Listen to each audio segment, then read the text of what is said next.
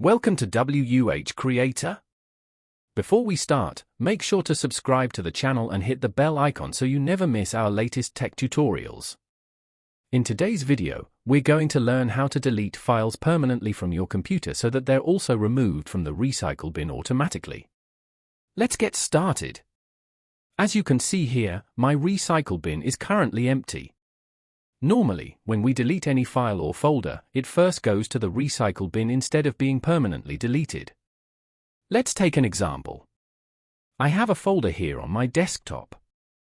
I'll delete. Now, if we open the recycle bin, you can see that the deleted folder is stored here.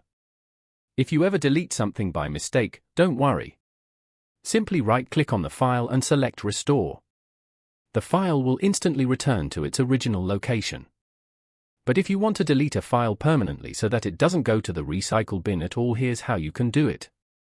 Simply select the file or folder you want to remove, then press Shift+Delete on your keyboard. You'll see a confirmation message asking, "Are you sure you want to permanently delete this file?"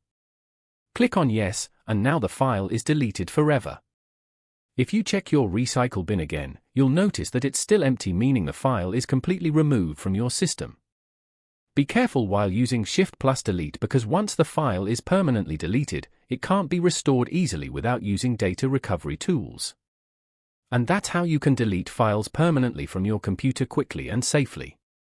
If this video helped you, don't forget to like, share, and subscribe to WUH Creator for more helpful tutorials every week. Thanks for watching.